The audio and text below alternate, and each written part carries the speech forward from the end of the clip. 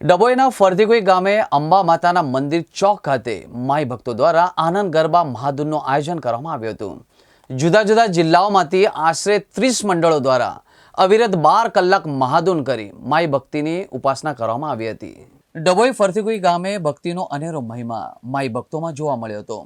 માતાજીના ભક્તો દ્વારા અંબા માતાજીના મંદિર ચોક ખાતે શિવશક્તિ આનંદ ગરબા મંડળ ફરતીકુઈના ઉપક્રમે જુદા જુદા જિલ્લામાંથી 30 ઉપરાંત વિવિધ આનંદ ગરબા મંડળોને એક મંચ ઉપર લાવી 12 કલાક સતત અવિરત ધૂન ભજન કીર્તન સહિત આનંદ ગરબાની ધૂન કરી ભક્તિ કરી હતી।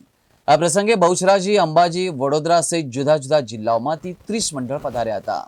મહાપ્રસાદી સાથે સમગ્ર મહાધૂન કાર્યક્રમ રાખવામાં આવ્યો હતો। માતાજી, અમે આ આનંદનો ગરબો 11 વર્ષથી કરીએ છીએ અને આ 11મા વર્ષ પૂર્ણ થવાની તૈયારીમાં છે અને આજે અમે આનંદના ગરબાને આવી સરસ ભવ્ય આયોજન કર્યું છે અને ગરબો ઉજવી રહ્યા છે। એમાં અમે 44 મંડળને બોલાવ્યા છે એટલે 44 ગામમાંથી 44 માતાજી ફરતીકુઈના આંગણે પધાર્યા છે અને આજે આખો દિવસ એવો સોનાનો સૂરજ ઉગ્યો કે અમને કલ્પતરુ સમાન આનંદનો ગરબો મળ્યો।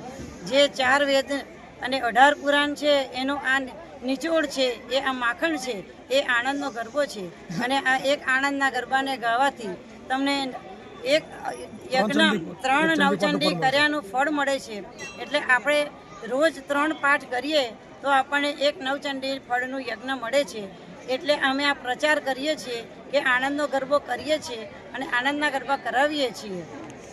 આનંદના ગરબાના મંડળ આણંદથી આવ્યું છે, અમદાવાદથી આવ્યું છે, ડાવલીથી આવ્યું છે, વડોદરાથી આવ્યું છે, ડભોઈના મંડળ કોયલીથી આવ્યું છે, રણોલીથી આવ્યું છે, વઘાસીથી આવ્યું છે, નાવલીથી આવ્યું છે, સાદલી છે, તેરસા છે, સુરાસામળ છે, સિસોદરા છે, બદામ છે, મંડાળા છે, નડા છે, ડભોઈ છે, ટીંગલોદ આવ્યું છે, ઘણા બધા મંડળ આમ કરીને અંબાજીથી એક મંડળ આવ્યું છે, બહુચરાજીથી આવ્યું છે।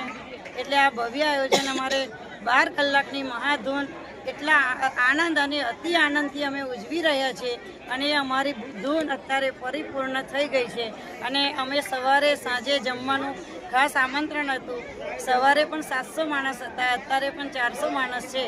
એટલે બધાની રસોઈ અને ચા નાસ્તો બધું જ એના માટે આ બધું આયોજન કર્યું છે કે કોઈ માતાજીના આંગણે આવે અને આનંદના ગરબાના પાઠ કરે તો કોઈ આપણા આંગણેથી ભૂખ્યું કે તરસ્યું જવું ના જોઈએ, એવું આ આયોજન અમે એવી રીતના ગોઠવેલું હતું।